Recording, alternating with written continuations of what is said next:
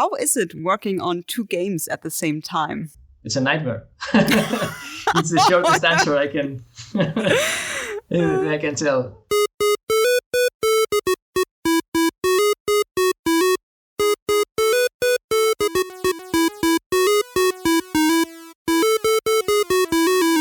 Welcome to Open Indie episode number 15. Today we're going to talk about the Spanish indie studio, the Appnormals Team. And they're currently working on 2 games. In one of them, you play with 2 roommates who never see each other in person. My guest today, Inaki, is hopefully explaining all about that. Sure. Hello.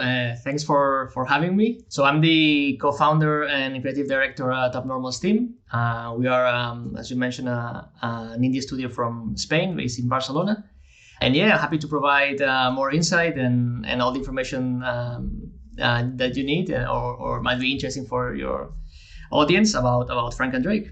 So yeah, Frank and Drake is one of the games you're currently working on, a point-and-click story adventure. Could you maybe describe a scene from the game, maybe your favorite one? Sure. When it comes to defining the game, is a little difficult because it definitely has elements of a point-and-click genre and it's an adventure in general. Although it doesn't have other typical elements of a point-and-click as inventory or an open world where you can walk around with freedom.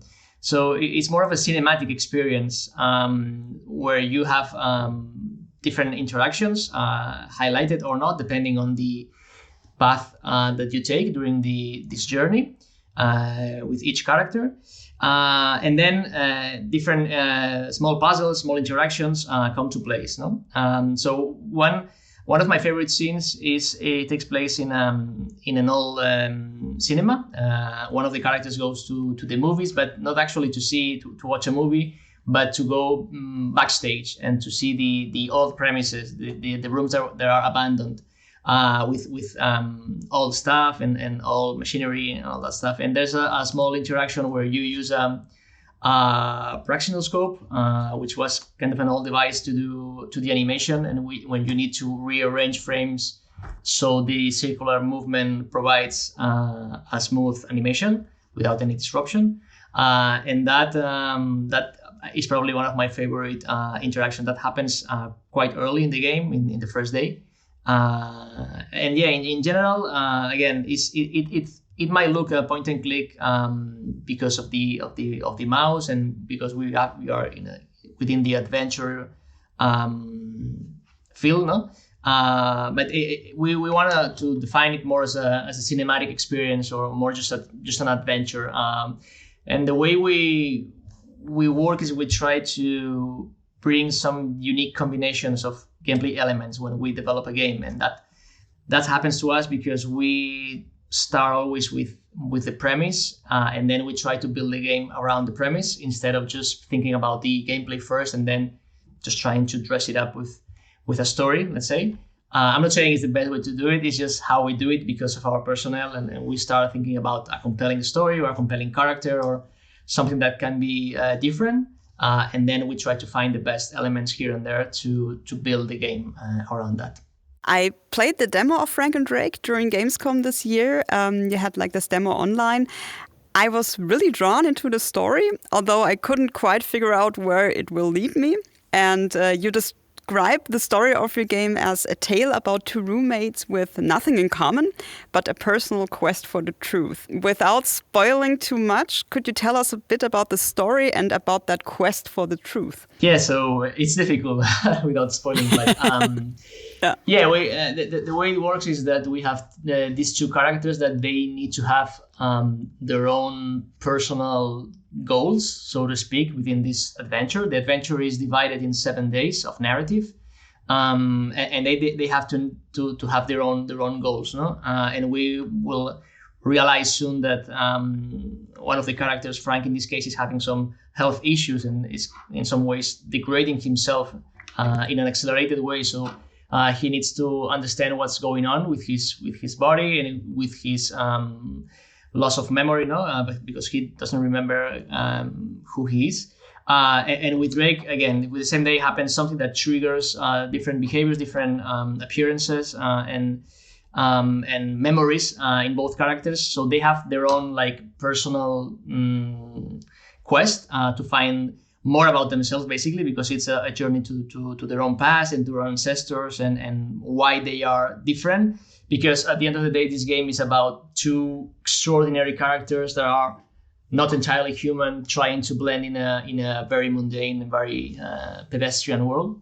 Not entirely human. Not entirely human. No. they are not, and that's something we often have to clarify. They are not the monster of Frankenstein and Dracula. They are not modern versions of these exact characters, but we take from the classics. We take some personal traits. They are kind of like a symbolic alter egos in some way. So they have personal traits of these myths, no, of these classic characters, but they are not exactly modern adaptations of those. No? And then a little bit about the pure relationship. No, they have their own quest again, but what comes to the mix is that they know about each other's existence, so they can have to develop this relationship without having personal touch through the sticky notes that they leave to each other, and that can alter a little bit the path or the pace of their quests, and they can be more supportive to each other. They can work more in a more isolated way, and that's a way also to generate more diversity in the gameplay and the possible outcomes for the player. So it embraces reruns, no, or replay the game and change your choices. So what happens if Drake works more on his own and Frank works more on his own? What happens eventually at the end? No? Oh, yeah, I see. And also in the demo, I saw you play Frank during the day and Drake at night, right? One of the things that we instantly thought, and Anna, our writer, was very, very keen on that aspect of the premise, is that we could create a lot of tension with two protagonists away from each other that could never meet, even though their past and their quests are super intricate and super related, and they are very linked. And every single character in the game and every single thing that happens is connected, and that creates a lot of tension because you need to wait, and one of the things is that the degrading aspect of Frank, and obviously being at least half vampire, the problem with the sun, it was very interesting to have the same exact locations in the city, within the own apartment and the building, and have two different versions of it. No, at the end of the day, it's the same city, the same environments, but different worlds, just being daylight or sunlight or nighttime. No? And that was very.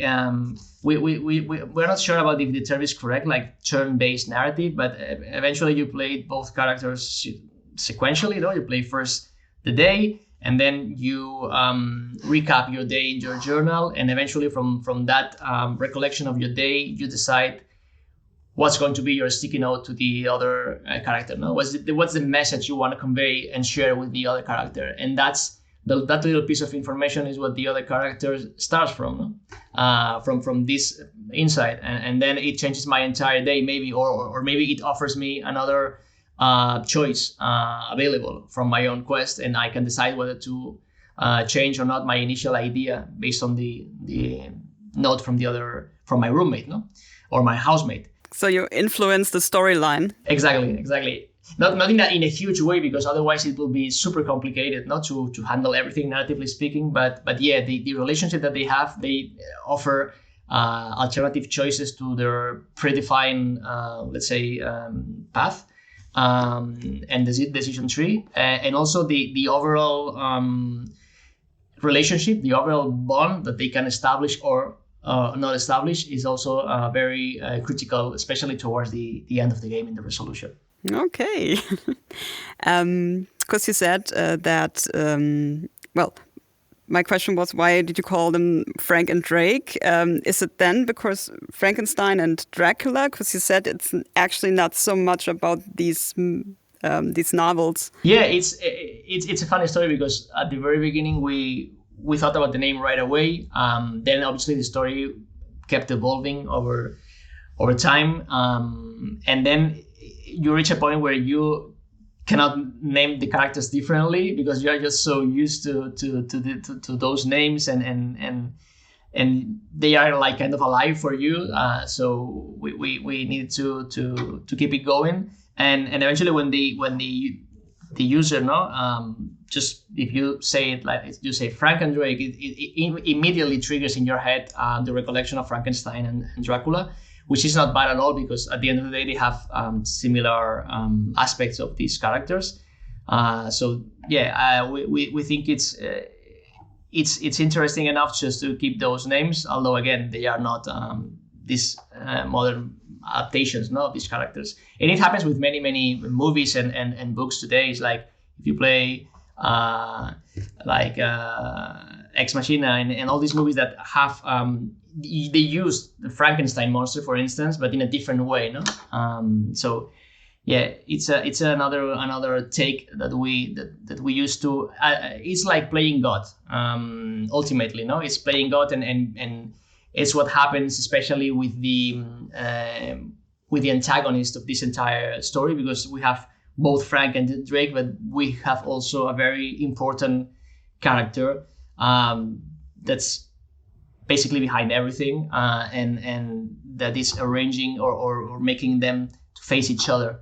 And all these ingredients that we take from the novels from Shelley and from Stoker, all these elements kind of convey into this God versus human like battle, no, or fight, and being immortal, and representing different identities, and all that stuff comes together, hopefully in a good way.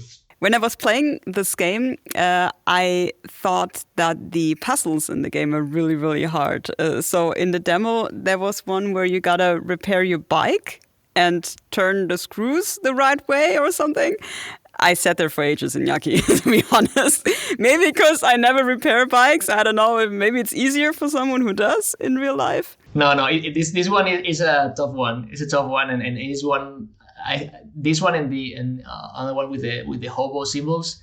These two have been like changed and improved recently because they were too cryptic. We don't want any puzzle to be too difficult, so it becomes a stopper in the narrative.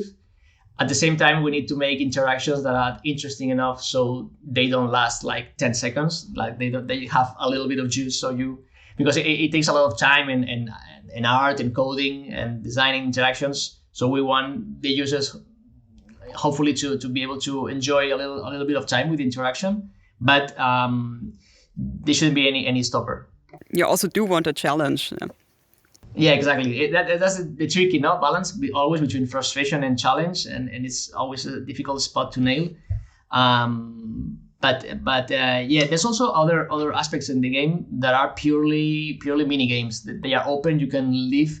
They are not mandatory to progress in the narrative, and they are more like a side fun element, maybe related to eventually to achievements. And to like complementary information, but not attached to the core of the narrative. But the ones that are mandatory, the ones that you have to do to progress in the narrative, those ones need to be really feasible or doable for most of the users. No, so that's something that's one of the aspects that with our previous game with Stay we struggle with, because we made puzzles too cryptic, and one popular opinion and feedback was the puzzles were again moving away from the narrative and from the tension, the users in a frustrating way.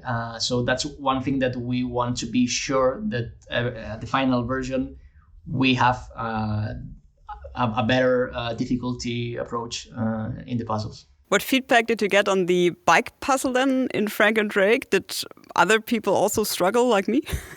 Yeah, of course. Don't feel bad. Okay. You're not the only one. Okay. No, it's and sometimes with very small changes you can have like big differences, in feedback, and just adjusting a little bit something.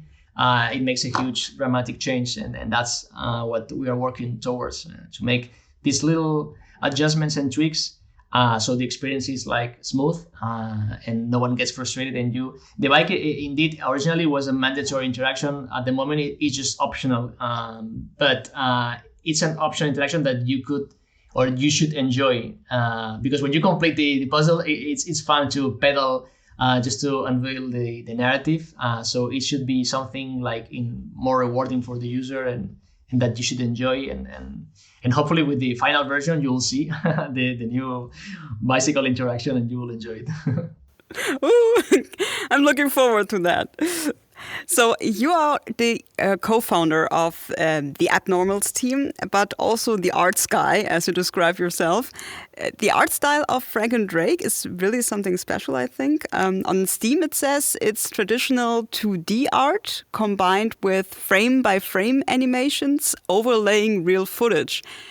Could you explain that for amateurs? Sure. This is a process called rotoscoping, which is very, very old in animation. If we think about Disney movies like Snow White or just very, very old movies, they use rotoscope as well to replicate human movements. The way that they did it in the past is that, for instance, they recorded a woman or a girl dancing, but then it was too human, so different animators were drawing. The first animator was drawing over real footage of the woman, but the second animator was drawing over the drawings of the first animator, and the third animator was drawing over the drawings of the second animator. So it was over a few passes, it was getting less and less human and more stylized, or cartoonish. But the essence of the movement was there because it was very difficult to create from scratch certain twists and turns and all that stuff. So that has been there forever. But we are huge fans of more recent examples of rotoscoping. Rotoscoping has been in video games, by the way, in pixel art games of the 80s and the 90s as well. But more recently, we had examples in movies like Scanner Darkly. It was almost 15 years ago, I think, Scanner Darkly, but others like Loving Vincent, about Vincent van Gogh, or even another show in Amazon Prime called Undone. All these movies use this technique, which is recording footage of actors, and then instead of applying a filter in a more automatic way, you draw frame by frame, which is obviously a tedious work, but it generates a different look in the images. In the case of Loving Vincent, for instance, it's even further in terms of complexity because they were painting like an impressionist painting for every single frame, like organically, not digitally, with oil and everything. So it's amazing to see how many painters work in this project. For us, obviously, it's in a much lower scale, but we do have a few artists. At the moment, we have three, in between 2 and 3 artists grabbing clips of footage that we have recorded with main actors, and then we decide the sequence, and they go frame by frame. Obviously, they need to be really short clips to make it doable. But yeah, it's you need to decide the amount of detail that you want to apply to each frame because you need to be like consistent. And then it's just a matter of replicating and being again persistent with your accuracy and just drawing over the footage. And the final result is what they call the uncanny valley. It's a bit disturbing because it looks real and way more real than a 2D animation done from scratch, but doesn't look quite real. And this uncanny valley for us, it was justified decision for 2 reasons. One, because we didn't have animators in the team, so we couldn't make the game in 3D. We didn't have 3D modelers. We didn't have 2D animators with the skill set to create animations from scratch. But we did have concept artists and artists that could draw over footage. And also, and more importantly, I believe, because of the narrative. In this case, again, we have these 2 characters that are extraordinary, that they are not real. They are not exactly like the world they navigate. So making a distinction between the characters and the backgrounds and the locations and the rest of the world was something that was reinforcing this difference, no? And it makes them a bit even more extraordinary or less ordinary than the rest of the world. So that's the reason we only have rotoscope in Frank and Drake, but the rest of the characters, if they appear eventually, the locations, the apartment, everything is in 2D art. So that's kind of the mixture that we have. And last point is that also this rotoscoping effect help us to clearly separate the interactive elements from background. Using this vibration technique, if we have, like, for instance, a door that is interactive, we just redraw the door like 3 or 4 times, and then we put that in loop, so it kind of wobbles a little bit, and that helps us to clearly distinguish the different interactive elements of a scene. So it's useful for the narrative and for Frank and Drake, and it's useful as well for gameplay purposes to clearly see the interactive elements of a scene. Yeah, sounds really interesting. With what other games can Frank and Drake be compared with? Like, what players will enjoy it? Wow, it's I guess the right answer would be or the best approach would be what games inspired us to make such a project, no? I would say, for instance, games like What Remains of Edith Finch, for instance, a game that it's narrative, that it's different, it's unexpected. It's not a typical adventure game that you know the rules of a point and click game, and you know what to expect. And what we like is the unexpected.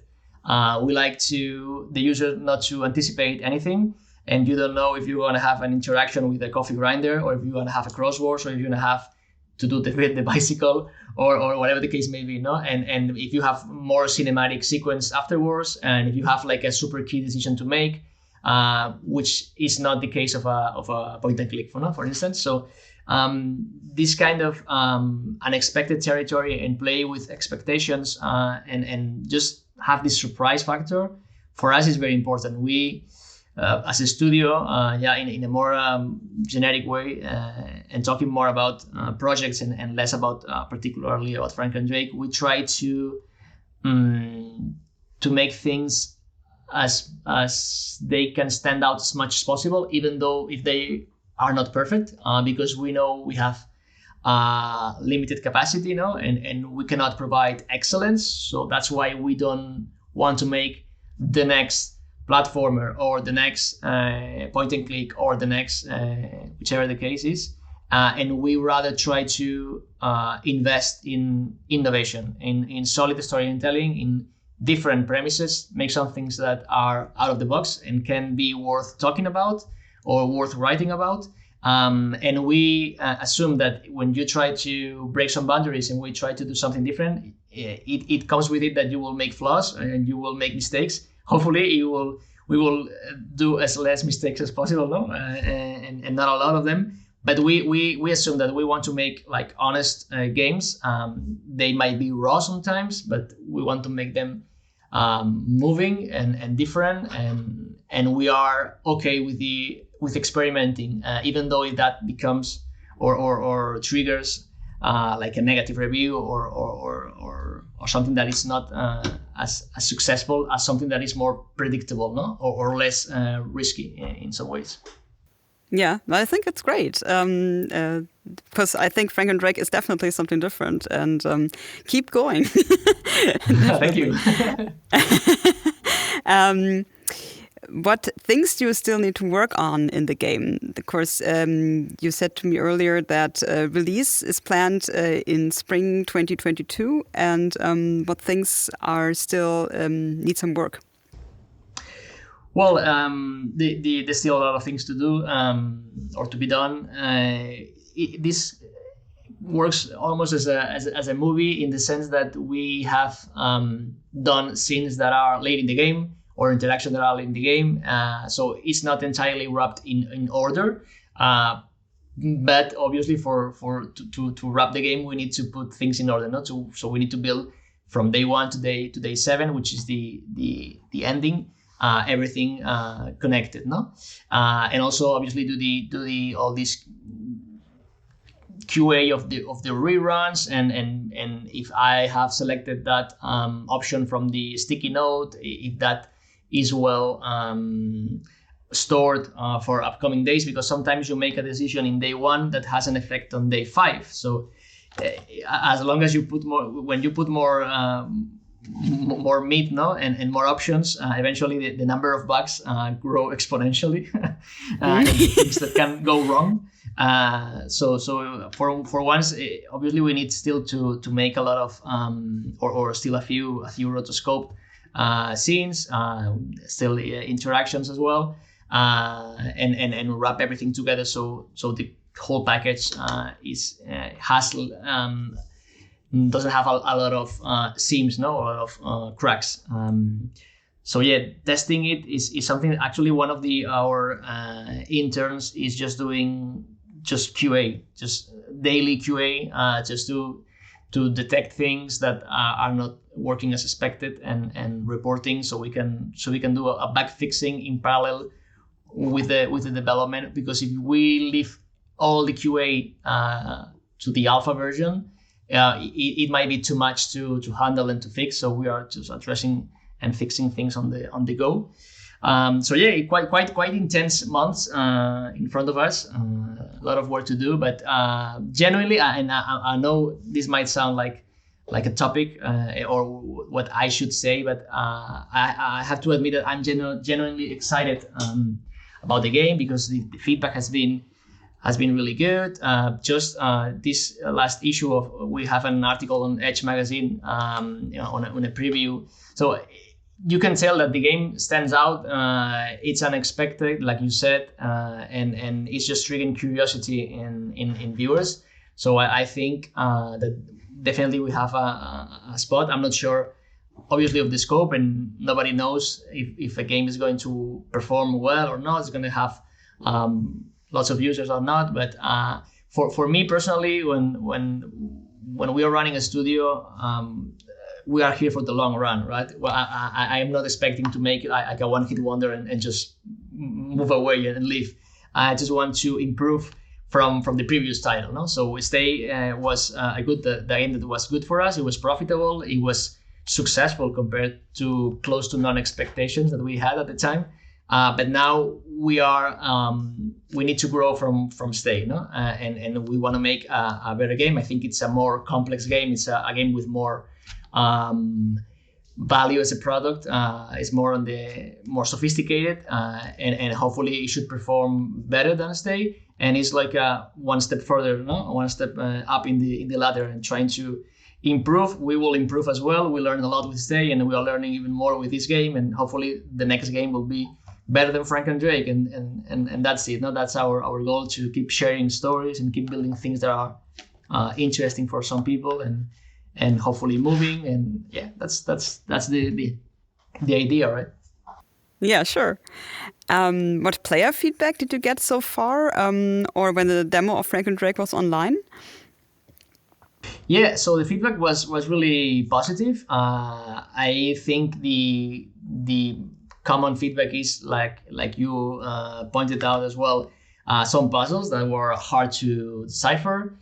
There was some issue as well with the fonts, with readability. We originally wanted to make the game fully handwritten, because we thought that using a font was kind of cold or not so human, because the sticky notes are very personal, and they tell a lot about yourself, and just using a standard font, even though it's a handwritten one, it was kind of wrong for us. However, truth to be told, for production reasons and for calendars and difficulties, it's true that we need to find some balance, no? What we did is that we created custom fonts based on really good handwritten fonts. We just adapted to naturalize them a little further, so make it less automatic, less mechanic. Change the spacing randomly, change the rotation randomly, adjust little things so they can feel more organic. but still this needs some work. And Frank's fun and Drake's fun is defined to tell more things about the characters besides themselves, just like background music in Frank and background music in Drake also is telling the story or is putting the user in a different mood.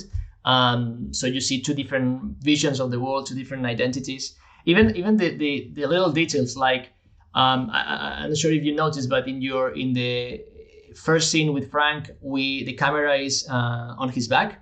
So we see it walking from the back, and we see people like overwhelming him. It's like a character that is not, it's like hiding or like shame from society, and it's like kind of trapped, no, with the rest of the world, no, and you feel bad about him. And on the other side, when in Drake's intro scene, we see it from the front. He's even cocky, no, he's kind of arrogant, he's secure.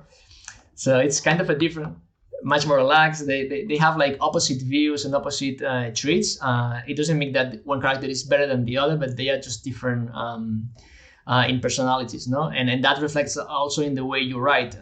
This was a challenge and still is a challenge for our writer, because she needs to write with two different voices.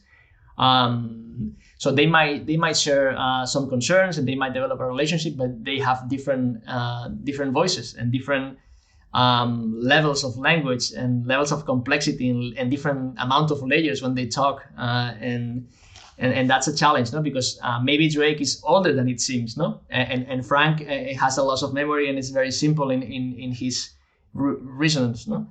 And his thoughts. So it's having these two different trains of thought in both characters, and being able to switch. Now we are talking Frank, and now we're talking Drake, and it's kind of a challenge for everyone. And in this case, for the font, we know that the Drake font was a little too little and difficult to read. So that's something that we are adjusting to make it more comprehensible. And I think for accessibility purposes, probably if we can, what we will do in the final version of the game is just enabling a standard font, just in case the user is struggling to read the journals. Just have a more standardized font, so you are not missing anything of the story. If you want to see like more like the real version of it, and you can read, then okay, you can switch back to the, or you have like a small pop-up with the with an accessibility option, but eventually you can see the real one. Yeah, that's what most games actually do, I think, to make it more readable. Just overlaying the actual font. Exactly. Another game you're currently working on is Terracotta, a pixel adventure. Release late 2022, as you told me. What is that about? Well, this is a game that started like I think almost 3 years ago, with a project that we presented to Spanish government grant, where we just had the idea and a bit of the design and the concept, and eventually we got that grant, so we started working on it, and it's inspired by the 8,000 warriors mausoleum in Xi'an. The mausoleum that the founder of China, the first emperor, built to protect him in the afterlife forever. And I kind of I remembered, I think, this wonder of the world, but it was again our writer that she told us, it's quite a, she was like digging, no, and searching for premises for this grant, no, for project, and looking for interesting topics.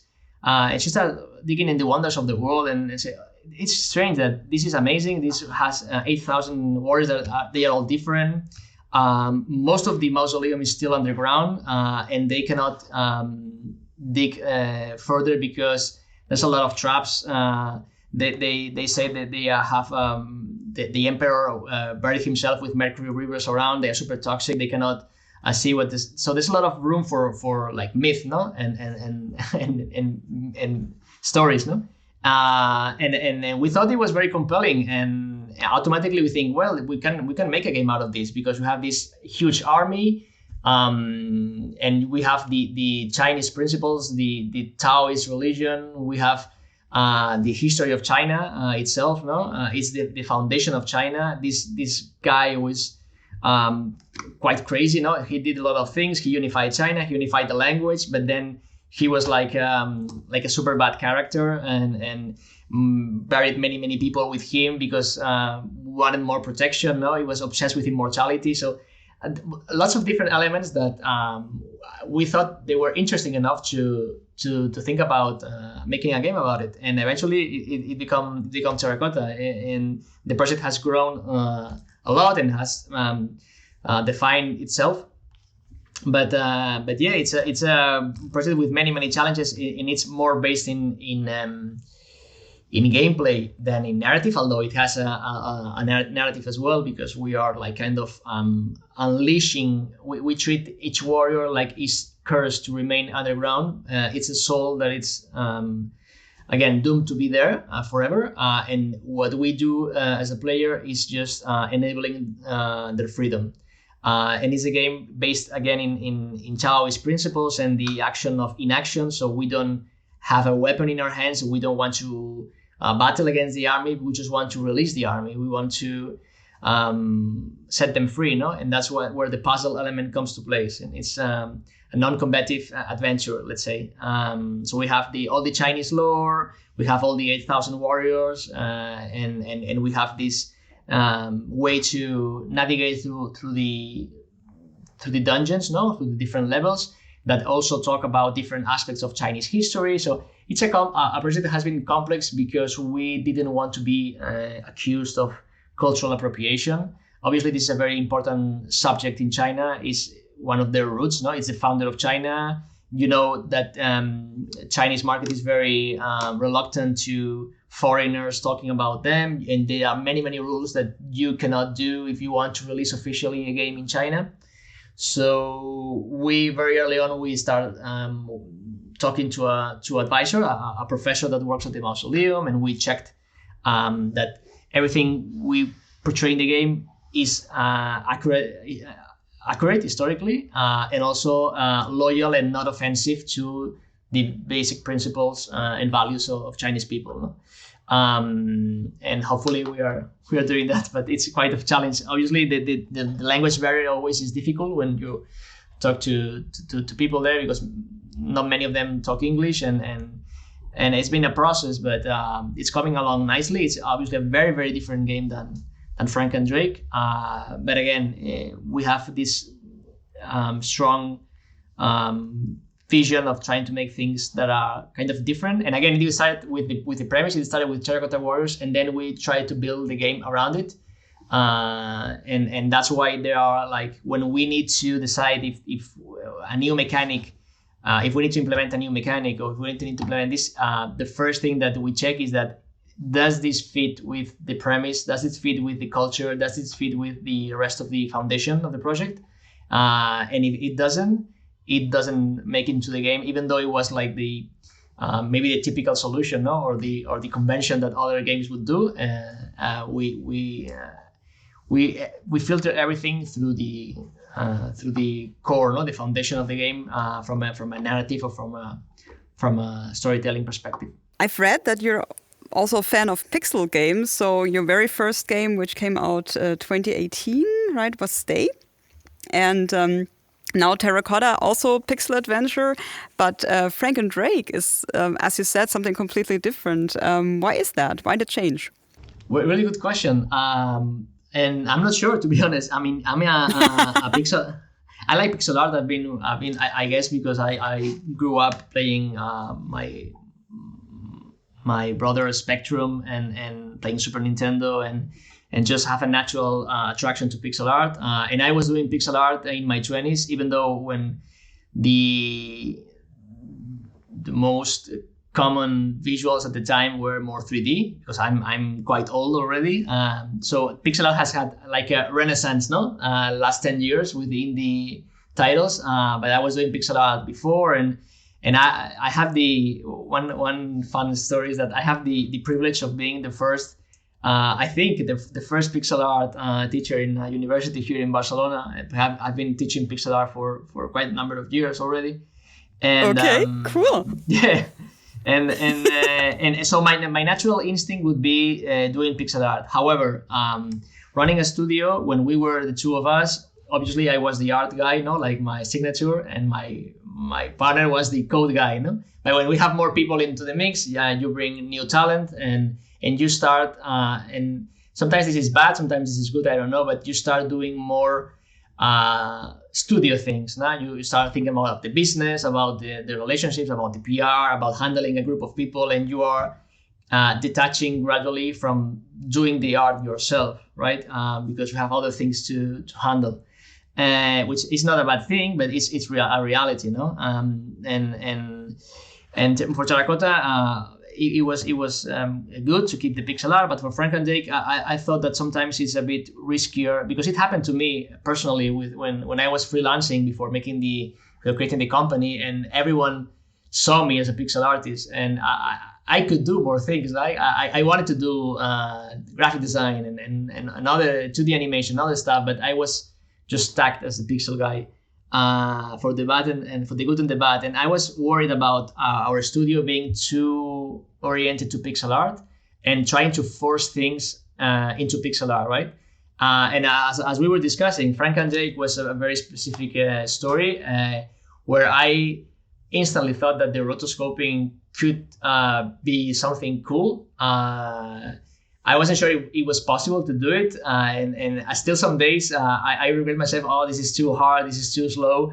But I think we tried for a few days to how if we make this in pixel art, and it was kind of unnatural. It wasn't a fit, and we decided that okay, if we want to expand and probably our next games, I'm hoping to make them in 3D, for instance. Probably maybe not with a full free camera. Maybe it's a fixed camera like 2D, but internally I would like to make them in 3D because it gives you more options, creatively speaking, and you can move the camera and you can zoom out a lot, and make more atmospheric shot if you need, and just having more tools to tell a story. So I think it's good for a studio just to be able to use the best possible aesthetics for each game. And if it's pixel art, it's good. And if it needs to be 2D, it's good. And if it needs to be 3D, it's good. And I would like to have that freedom, and not being really tied to pixel art aside from our own will and from what the game needs. I like to think that the game at the end decides, makes decision for you, and finds you. So I think then the creative process, each game speaks and speaks the visuals that you need to arrange, for the game to shine. Definitely, it needs to fit, yeah. And also, it's not bad to have experience in different variations as well. So, yeah, pretty cool. How is it working on 2 games at the same time? It's a nightmare. It's the shortest answer I can tell. I could fly around the answer, but it's very difficult. We try to, and I think we are succeeding most of the time on this. We try to have separate teams. So if you are working on Frank and Jake, or in Terracotta, you are more dedicated, so you don't lose your focus. But for Danny and for myself, my business co-founder and myself, we need to swing back and forth between games, obviously, because we need to take care of everything, And that's one of the reasons we are sometimes less hands-on with specific problems, but because we are swinging back and forth between games, and we're trying to provide the high-level perspective and guidance for the professionals working on each side. And I think it's our responsibility as leaders of the studio to have the extra effort and being able to switch our minds efficiently to jump from one game to another. And just being able to put everyone in the best possible situation so they can excel and they can bring their A game and grow. We usually because we don't have a lot of resources and super high budgets. We usually work with very young people. We cannot afford having seniors, no, senior programmers and senior artists here and there. We used to work with very young talent, and it's great to see their evolution, no, and their progress.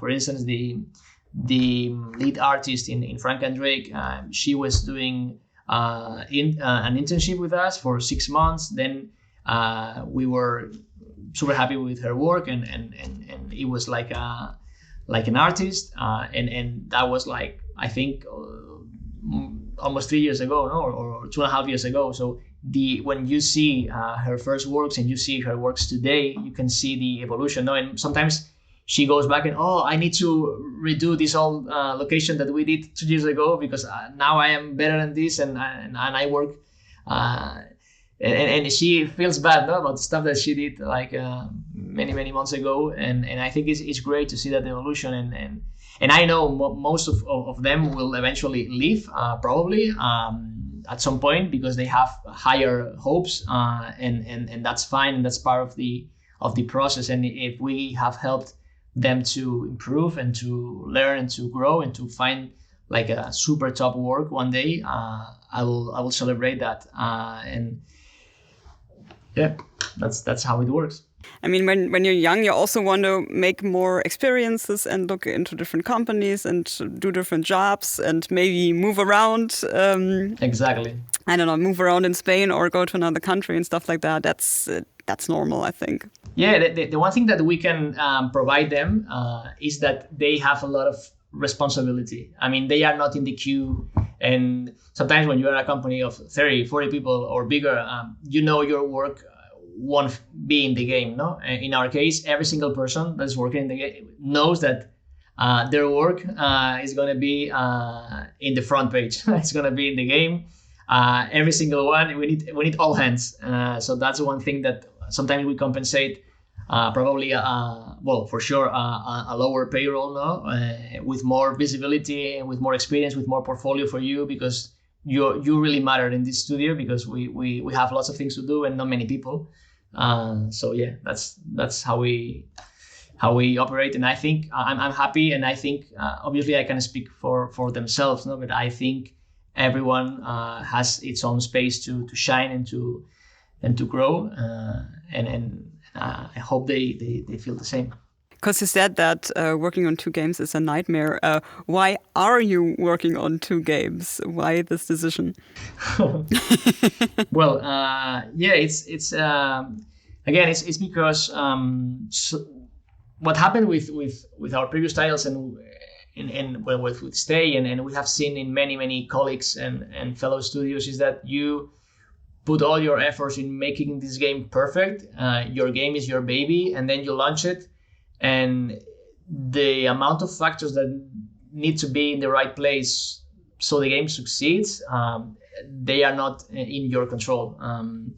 You cannot control this chain reaction that needs to happen so the game is successful. Statistically speaking, probably your game is going to fail, or you're going to sell less than you expected, and maybe you will struggle to get the funding for the next game. So that's statistically what's going to happen. So that's why at some point we decided, okay, we have this cool premise. We have Terracotta is on its own pace now, but we have this cool premise. We have the story. We have one artist. Why don't we start doing this project and we can have 2 shots instead of 1? It's gonna bring some we will lose focus. We know that it will bring some difficulties, but in the long term, if we can pull this and we can launch one game and shortly after launch the other one, we will have 2 different impacts. We will have hopefully 2 different publishing deals.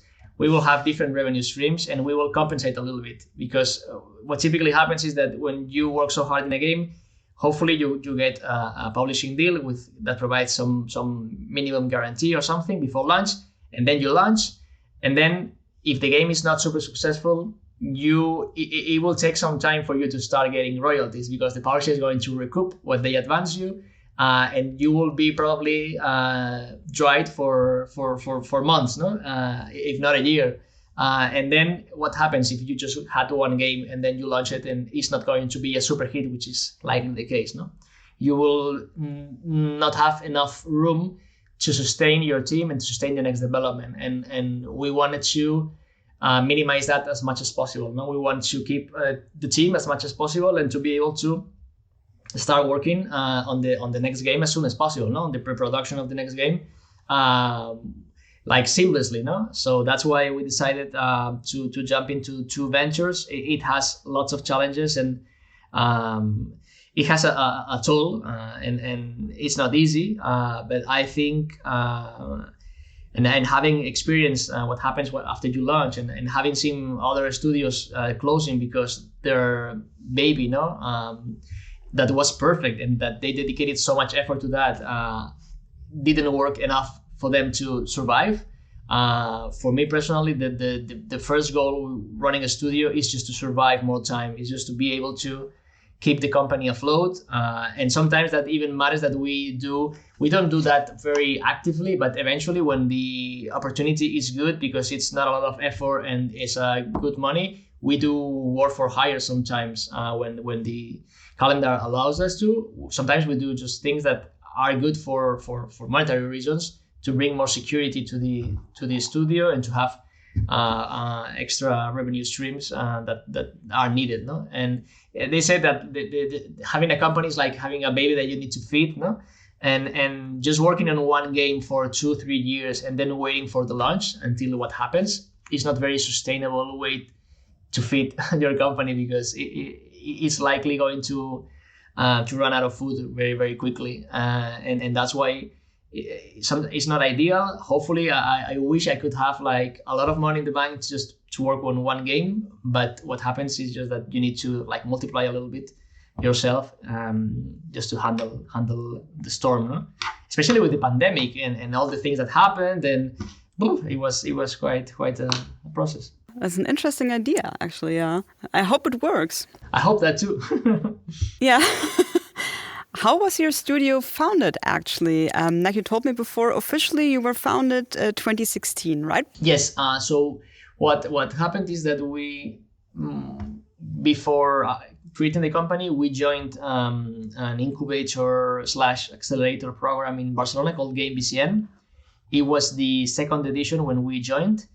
And we spent like, I think it was 6 months of mentoring, and the idea of Stay, it was very raw at the beginning, and we refined it, and at the end of the program there were a few winners. I think we were 8 studios incubated, and then 3 studios received acceleration funds at the end, and we were one of them.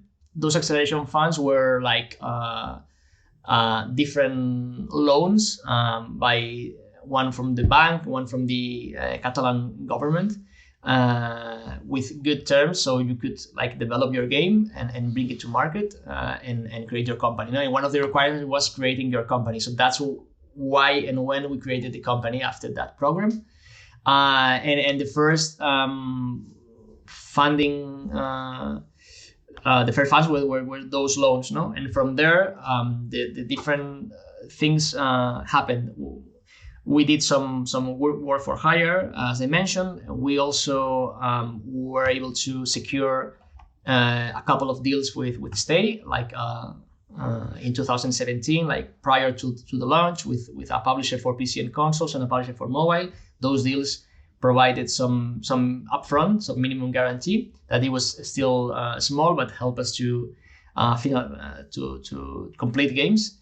And different things like that, like minor jobs that we did, and until the point where we have this Spanish government grant for Terracotta, that also provided funding for Terracotta, and the royalties from Stay, actually. So the royalties generated from Stay over months sustain the development of Frank and Drake and keep us afloat until we were able to, like a few months ago, secure these deals with publishers for Terracotta and for Frank and Drake. So it's kind of a little of everything, just to keep your company afloat. We had a rough patch during the pandemic, mostly because it was harder without traveling to events. It was harder to get publishers' attention. So what happened is that typically you would assume that not having to travel to Gamescom or not having to travel to Taipei Game Show, it was good because you were save some money and have the meetings online equally, because we have lots of meetings online. But to me, what happened is that when you have face-to-face meetings, the whole event becomes a filter, right? So this publisher in Gamescom is having a number of meetings these days, and it's likely they will assign the games based on those meetings, which are condensed. And the conversation that you have face to face is very important, and how you can do the pitch, the elevator pitch of your game, and everything is very important. The events that you go after the show, all the personal touch was very important. And having those meetings online, these publishers have way more pitches from all over the world, and from people that maybe couldn't afford traveling to Gamescom in previous years. So the amount of content and information that they need to filter, the publishers, before signing a game, it was a lot more than when the physical events were taking place. So everything was delayed because I understand from the publisher perspective, I have 500 pitches to navigate through instead of the top 30 pitches that I had during Gamescom. It's a lot different. And obviously the climate was very insecure in the economy. So it wasn't easy last year to land a deal. So everything in 2020 was difficult for us. We had to make some cuts in the team. We have to readjust. We have some extra help from the Catalan government, because they opened special line for companies like suffering the effects of the pandemic in creative fields. So we have some help as well. So they have been very supportive.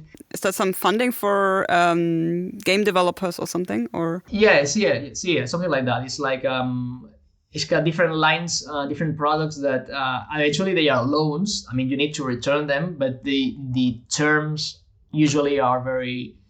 For instance, it may be a loan, but you will start paying 1 year after that, and it's like distributed in multiple years. So it should be, if your game, if you finish your game and it does reasonably well, you should be able to return the loan in those terms. So it's very mild, or the terms are good enough. And then sometimes you need to just do the loans because they are better than a bank loan, and just again it keeps you afloat and it keeps you working, and maybe reaching the point where you have a better demo and you can land a deal with a publisher. So that's kind of, you need to need to gain some time. Sometimes it's just I need more time to get to that milestone, and then everything will be easier from there. So yeah. A little bit of everything, pulling all the strings needed to. It's really tough, but yeah, it worked. Your studio is called Appnormals Team. Is that because before you were officially founded in 2016, you made some mobile games?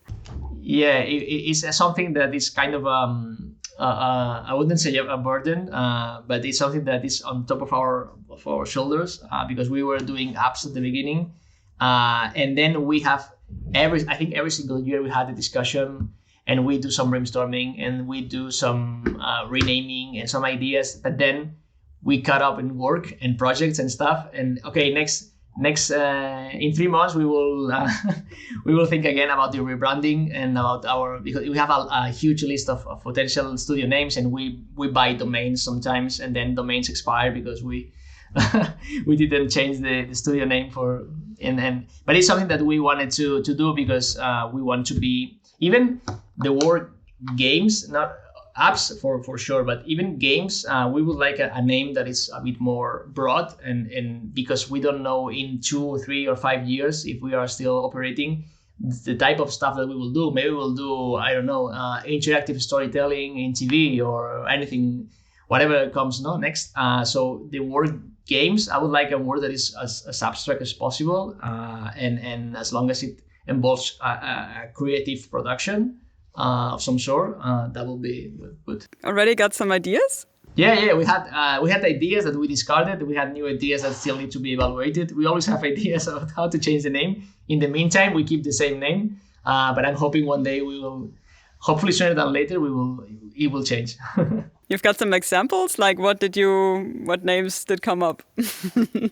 I would rather not disclose that. But yeah. Okay.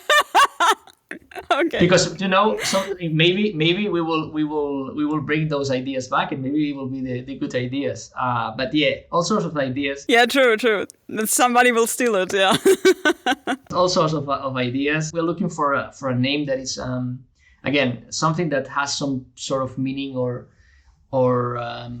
connection with what we do, without saying explicitly games or anything related to games. I mean, the game is not going to be double combo or double jump or game over or something that's totally connected to games. It's going to be a name that is more abstract. Okay, I see. I also read about you that you have a deep-rooted passion for mobile games. That's probably why you made mobile games in the beginning. Why is that? What do you like about mobile games? Well, to be fairly true, I used to play a lot more than I do play nowadays. No, so what I don't like is like the stigma that sometimes is attached to mobile games, as they are not worth talking about. No, and obviously the latest years have converted mobile games in a numbers-driven science, and that's bad, because you are not looking for the experience, and you're looking for numbers and just to retain users more time with just cheap shots, no, or cheap tricks. However, I don't like to be as arrogant as think that all games should be like this, no, or that indie games are better than these games, because for many people in the world, free-to-play games have been their first access to games.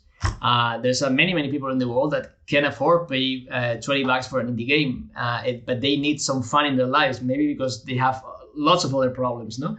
So to be sometimes in discussions with indie colleagues and tag mobile games as crap, no, because they don't fulfill what a game should be. I mean, what I'm against is a game needs to be this, no? A game is an experience, and if it's valid for there's lots of different peoples in the world, lots of different needs, lots of different situations, and I don't see a problem in someone, especially in countries that have less resources, where free-to-play industries excel.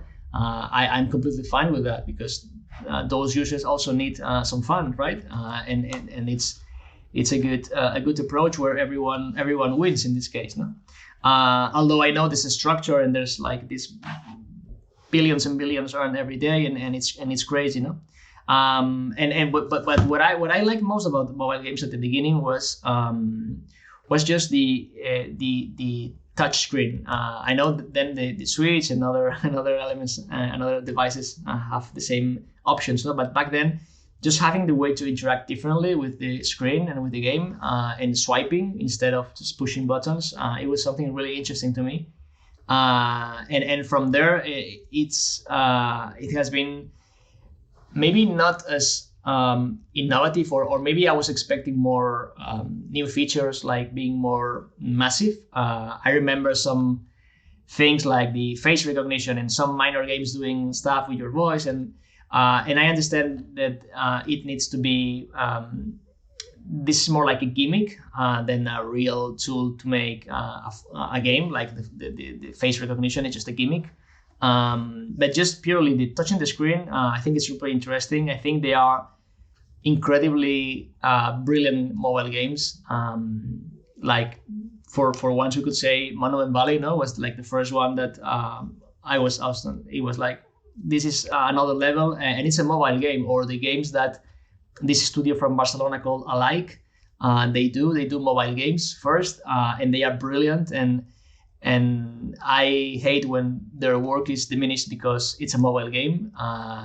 And a mobile game can be way, way, way better than a PC game or than a console game if that's done with care and with passion, no? And love. So yeah, it's maybe too vague not to say that that games.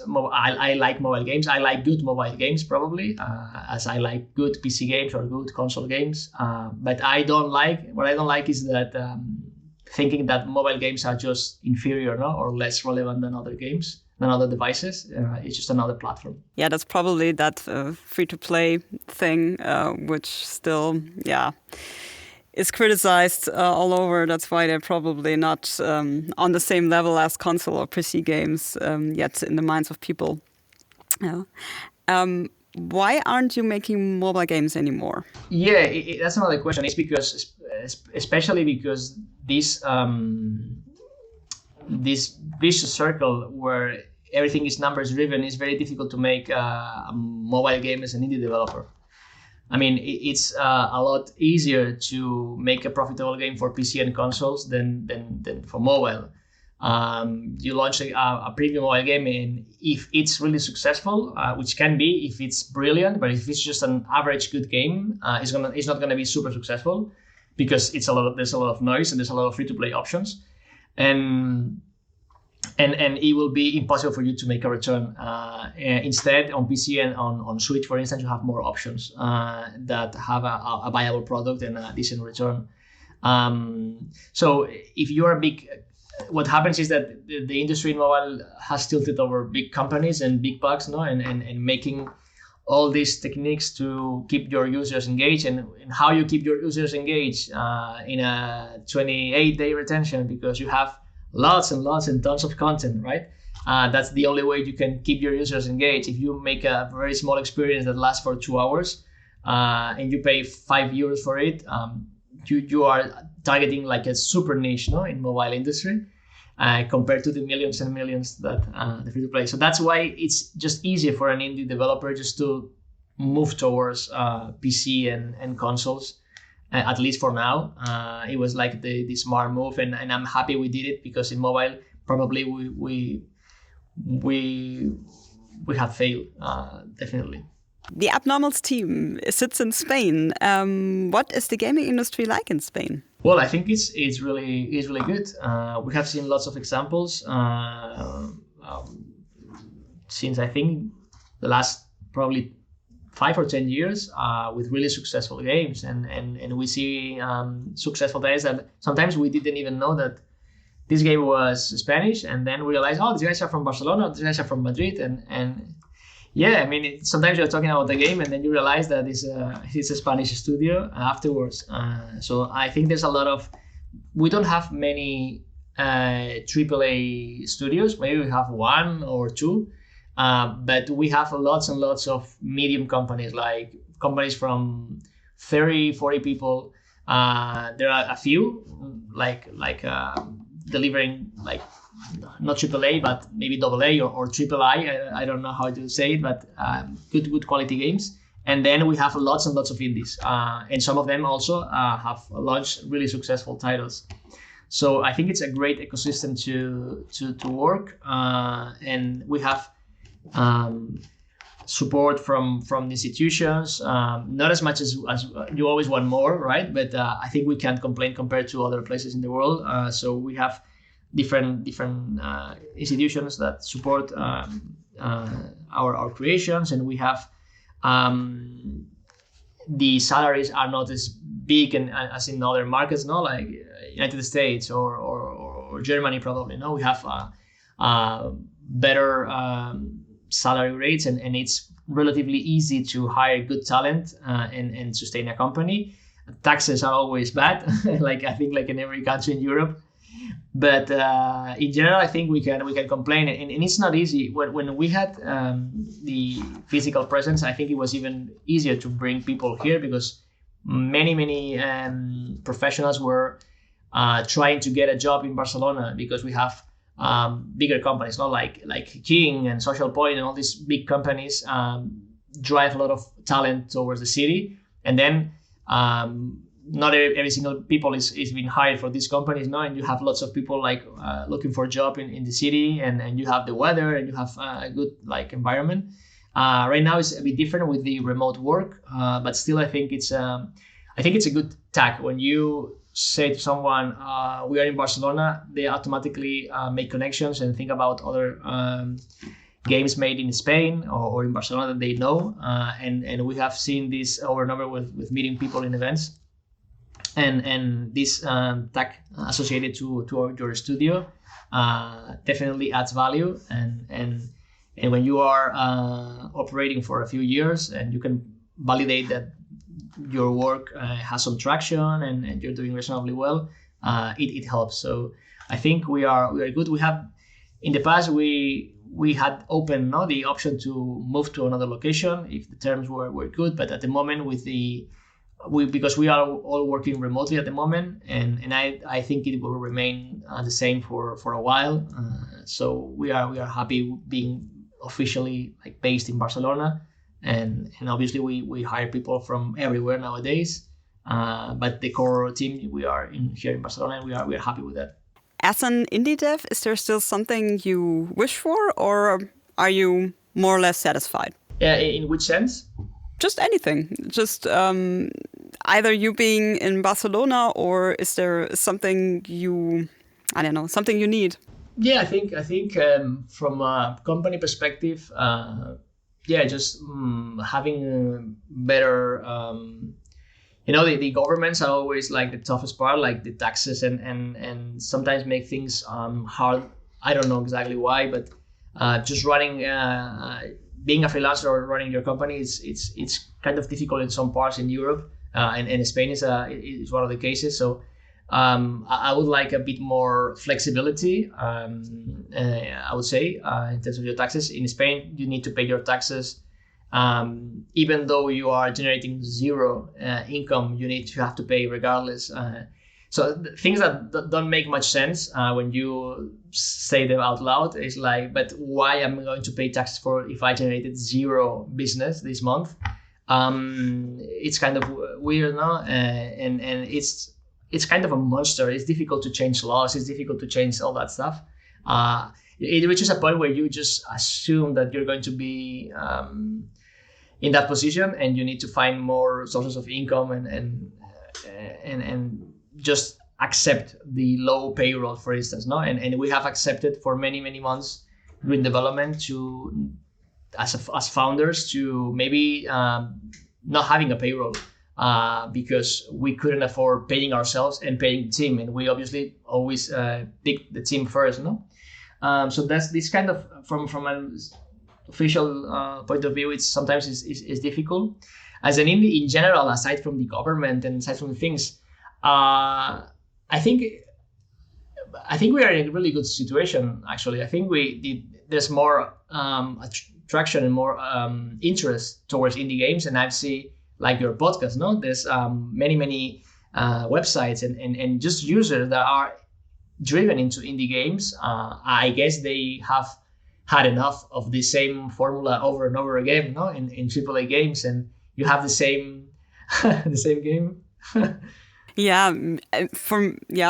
Definitely. I'm also someone. Everything is so, not everything, but most AAA games are so generic, and it's like the same over again. Like I know this already. I've played this like a year ago. So and that's also why I love indie games so much, because they're creative. There's something different. Also Frank and Drake, from the art style and the gameplay, and it's finally something new, and that's something I wish for and I hope for. And I think many others as well. Yeah, I mean, I guess that when you invest a lot of money, and you do a AAA game, you want to secure return as much as possible. So you, instead of thinking new ways to do this, you find your safe ways to do it. You try to create as less friction as possible with the audience, no? So you are not attempting anything. You are trying to minimize the possible mistakes, no? And that what happens with that is that eventually all games are pretty similar. It's with a different dress, with a different theme, or but they are all the same. And don't get me wrong, I've played and I still play AAA games because they are a wonder to watch, no? And I play Ghost of Tsushima. But when I face a mountain with cliffs and I need to climb and I need to jump from cliff to cliff, and I've seen that sequence like in in hundreds of games, right? And when I did that in Uncharted the first time, it was, oh, I can climb a wall. And when you climb in every single game, you realize all games are equal. Yeah, exactly. No matter what, we're going to climb at some point. It's like, or especially sci-fi shooters. It's like Destiny all over again. And why? Yeah. Oh, man. So that's good for indies, now that we need to create formulas to make things different. Is there something you want to tell indie developers? You've got any advice for them? I'm no one to give advice to other developers. I'm learning every day. I'm an intruder by all means, no, in this industry. I didn't study video games. I studied advertising. I was a multidisciplinary designer for many years, and eventually I ended up in the video games industry. But I'm not as confident as to give advice to anyone. I would just say this: there's not a single way to do things. Again, there's not the right way to make a game. As long as you make it from your heart and it speaks to you, it can speak to other people. And I think that the user can tell when things are mean something to you as a developer, and just be honest and again accept the things that are wrong in your game.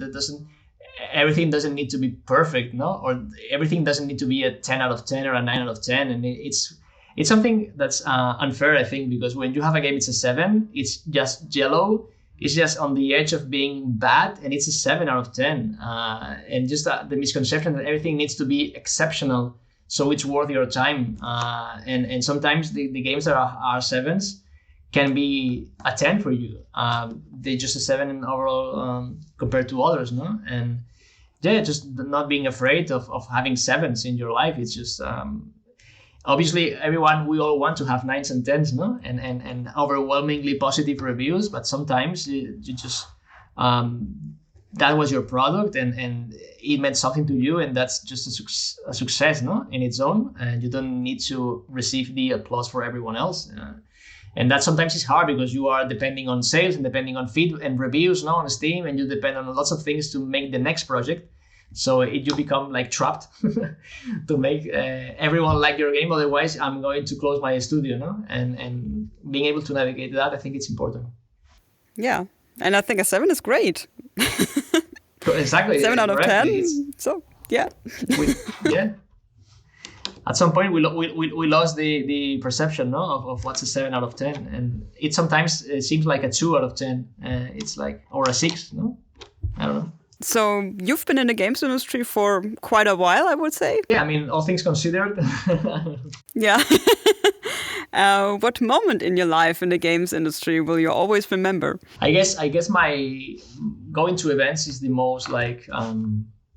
The strongest memory that I can have, and it has been like a blessing, no? That being able to travel, my first Gamescom, being able to go to Asia. I remember in 2017, I was able to travel to Tokyo twice with stay, and I didn't travel to any part of Asia before that, and it was like in the same year I have been twice here.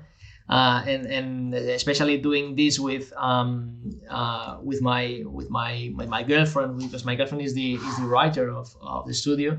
So being able to share this with my partner is my friend from 20 years ago, and the writer is also my girlfriend. So it was like very personal for us and very rewarding that the people that you love, the people you have spent decades with, you are able to do something professionally and getting recognized. Because, for instance, when we went to Taipei, we received an award, and that was good memories, I think, for your entire life.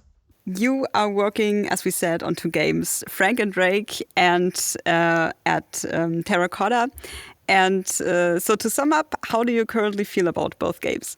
I mean, I love them, obviously. I know they are not perfect, again, but I think they provide something different. They are very ambitious. Frankenday because of the rotoscoping, about the narrative. Terracotta because it has or it will have these 8,000 warriors that are different. So every single enemy in the game is different. Just like the mausoleum, that they look similar but they are different. So procedurally generating the enemies without the pixel art animations, handling different gameplay aspects. It's ambitious and it's a huge leap in product quality from Stay. So I think it's very challenging for a studio, but I think if we can accomplish our calendars and launch both games, it will be a huge success for us, regardless of the sales and regardless of the reviews and anything. I will feel good because we would have been able to survive very difficult times and grow, no? and expand our team and make better projects, no? So yeah, I mean, there's a lot of stuff to do and lots of stress and lots of sleepless night. But I think it will be worth it, and I'm hoping that we can put ourselves in the best situation for the future and to keep learning, actually, because everything is about learning and discovering the things that you like and being able to craft, no, our vision and to find interesting things to share with the users. Yeah, my boss once said you're very ambitious, but I think he meant it a little bit in a bad way because I wanted too much. But I think you're ambitious and I mean it in a good way. So I think you're doing the right thing and it sounds great, the projects you're doing. And I wish you all the best for it. Oh, thank you so much. It means a lot. I really appreciate it.